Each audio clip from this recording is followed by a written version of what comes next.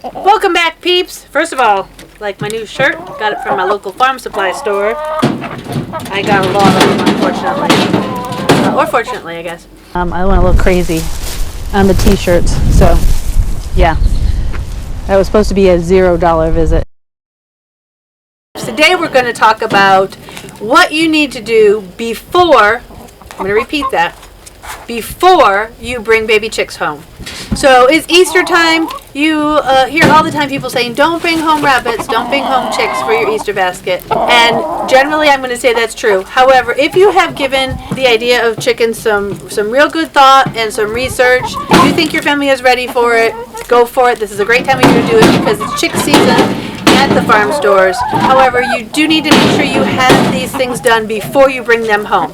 So I brought you to my local farm supply store. This one happens to be called Atwood's, and I'm going to show you how they have it set up. So see you again inside.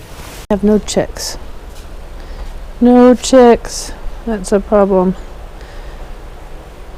Alright.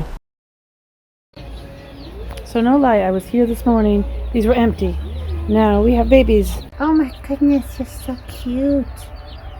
Look at how cute you all are. Oh. So the first thing that most people don't remember, or they don't even know to begin with, is that chicks need an external heat source. They cannot regulate their own body temperature at that age. And your house will never be warm enough for them. And you would not be comfortable if it was.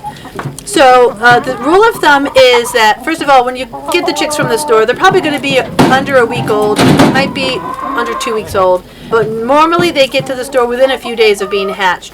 So the first week of life, they need to be kept at 95 degrees. And second week, it comes down 5 degrees a week. So second week is 90, third week is 85, fourth week is 80, and down from there until they're fully feathered. So obviously, you're not going to want to live at 95 degree, 90, 85 degree temperatures inside your house. So what options do you have? There's really two routes. You can go the heat lamp with a heat bulb route, or you can do a radiant heater. Now there's pros and cons to both, so let's break it down. So the heat lamp bulb combination, they're the least expensive way to go. They're probably going to run you about $15 for the setup, but they do cost more to run. You're going to see a higher electric bill because of them. They are running, I think they're like 250 watts is what they run. They do get up to temperatures. The bulb itself will get up to over 430 degrees Fahrenheit that they can cause fires. So you want to keep in mind that you want to keep anything combustible away from that. Also, not just where you have them set up, but what happens if your setup tips over or the bulb bursts. Anything around it could catch fire. So that is a concern. So many chicken coops have been burnt up and chickens been killed because of heat bulbs bursting or falling. So it's a real concern and something you really need to consider closely before you use them. Now, I have used heat lamps and heat bulbs before when I first started out, and they terrified me, I'll be honest. But what I did was I made sure that usually the heat lamps, let me go grab one. I'll show you what it looks like. All right, so heat lamps normally have this clamp base to it. So besides just using the clamp, I use zip ties, multiple zip ties, 2 or 3, to make sure that if it does somehow come off, the clamp does detach from wherever it's secured to, that the zip ties will secure it.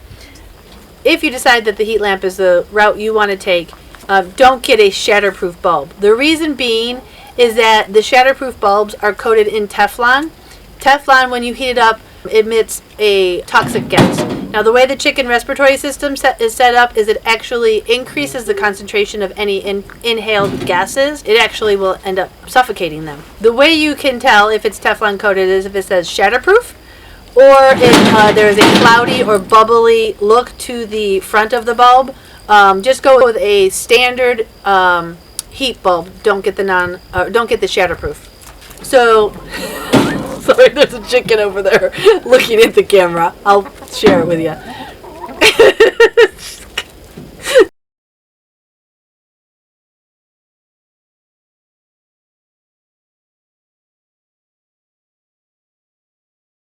Now the radiant heaters, there's 2 brand names that I could think of off the top of my head. There's a Sweeter heater and there's a Cozy Coop. Cozy Coop I've seen it in my local farm supply store. The smaller ones, maybe 2 by 1 foot in size, run about $45-ish, $40 to $50.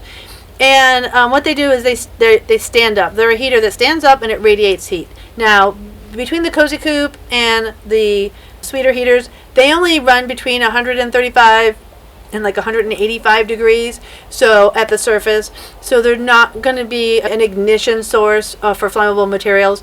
I have I believe it's an older model Sweeter heater. It actually hangs. And this is the radiant heat plate. And I've actually accidentally left one plugged in, turned on, down on the bottom, like laying on the bottom, not even hanging like it was supposed to be. So it was laying on wood chips. I left it for several months. And when I discovered it, I was like, oh no. But it was fine, obviously. You can see a little discoloration just from general use. It's not from that. This is from use many times with having babies. And that's where the heat plate is behind that. But these are not an ignition source. Now, the con side to it, they will cost you more money. They're going to cost you, I don't even know the price on it, but I know some of the larger ones you could be looking at several $100s. But again, if you're going to do this more than just this one set of babies, I would invest in one. They're really good. You would raise and lower it based on the height of your birds. Again, I'll talk about that when we talk about your whole setup. Hey peeps, Haley and I just want to stop in to say if you've learned something so far and are enjoying this episode, please don't forget to like, share, comment, and subscribe. Now back to this episode. So the next thing you're going to need to think about, besides the heat source for your chicks before you bring them home, is where are you going to keep them? We personally use a water trough. It's about 1 foot deep. It's oval. It's made from metal, so it's easy to be cleaned. You're going to want something with sides on it, though. You're not going to want to put them in like a rabbit cage or a guinea pig, a hamster cage, something like that. You need to have sides to it to keep drafts from coming in because, like I said, these chicks can't regulate their body temperature. You're also going to want to make sure it's something that can be cleaned because chickens poop a lot. You're going to want to make sure that if they spill their water, it's not going to ruin it. So don't think about putting them in a cardboard box because they will spill their water. But I've seen people that have taken, if they only have a couple birds, they've taken those totes, lidded totes that you would use to put your Christmas decorations in, the larger, deeper ones, and they would use those. They would cut the lid so that the lid was just the rim, and then they would put chicken wire in it. Or I've seen people actually keep them in their bathtubs. They'll, plug the drain and they'll put down something on the bottom, and they'll use their bathtubs that way. But you really need to kind of figure out what are you going to use to keep these birds contained. Now, not just contained like around the sides, but you got to realize as they start growing feathers, they're going to start getting the ability to fly. So you're going to need something that can keep them from flying out too. So for ours, and like I'm probably showing you right now, so at the farm supply store, they have these wire tops to them. That's what I used, was a wire top to mine as well. But you're going to want to make sure it's something that keeps them from flying out. Also, if you have other pets, it keeps the other pets from getting in. So we talked about the heat source. We talked about an enclosure. You're going to need some dishes to feed them with. So a food dish and a water dish. So with my chicks, my food dish is I use one of these low food dishes. It just pulls apart. So this pulls off, and I can feed it that way. I can put it with the top on, or take the top, or leave the top off, and the chick food gets in here. This is what my farm store uses to feed their chicks with. Then you're going to want to get a water container. Now this is a water container. It's pretty shallow. You need shallow for baby chicks because anything deep, if they get in it, they can drown.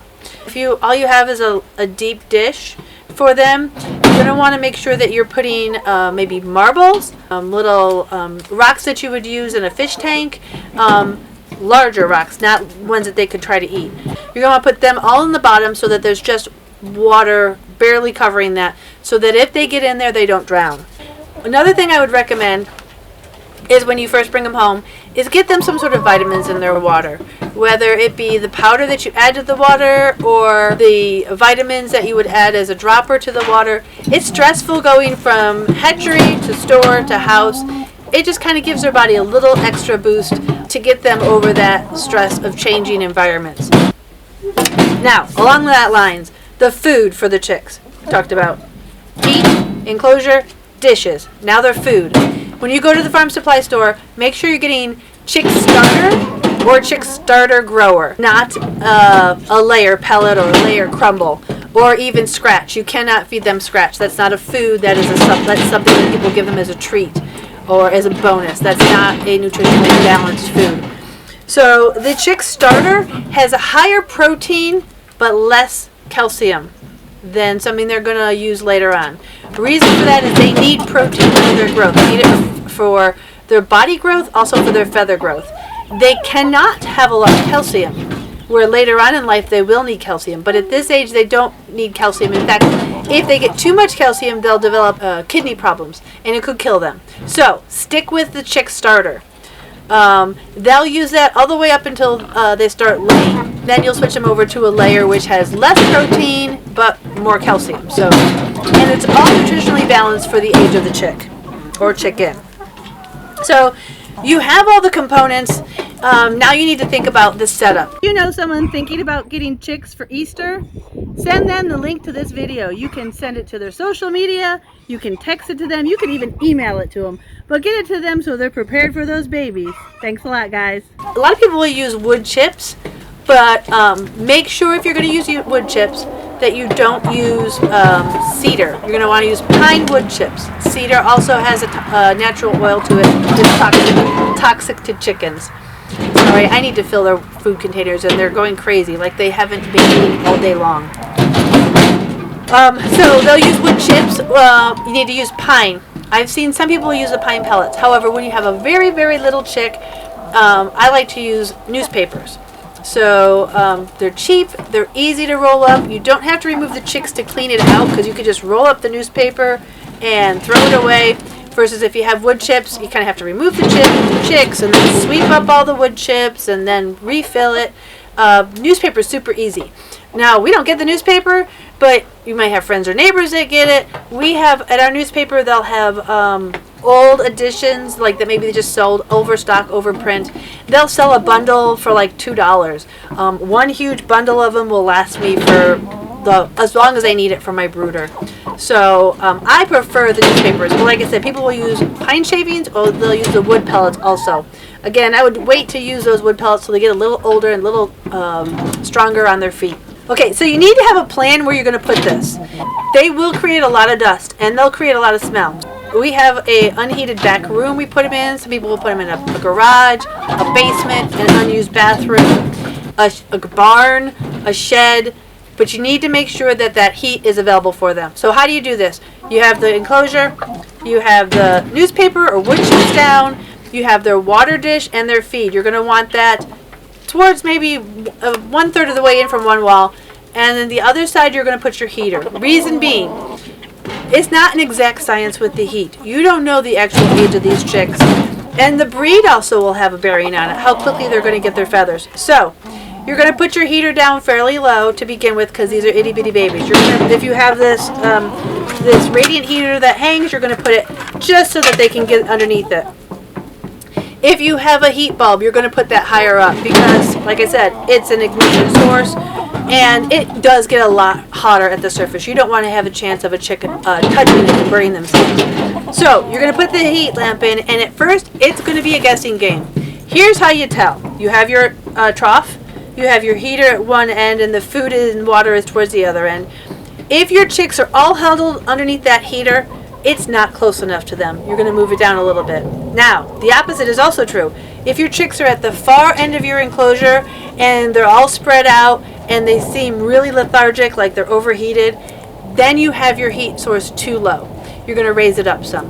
But if you have it at one end and it's kind of at a happy medium height, you found a pretty good height, they're going to just be bopping all over the place. They're going to be happy everywhere. When they feel a little cooler, they'll get under the heat lamp, and when they're a little warmer, they'll go to the other end. So if they're happy and moving around, you've got your setup right. Make sure you have a heat source. That is the number one thing. Make sure it is safe and secure. Make sure you have an enclosure. You have something down to make it easier to clean. Give them water and the appropriate type of food, the chick starter. If you follow these steps, you'll be on your way to a good start with your chickens. Everything else from here on in is a learning experience. Take a little bit of a time, use your common sense, and pretty soon you'll have a wonderful flock to enjoy. Thanks for listening, guys. See you next time.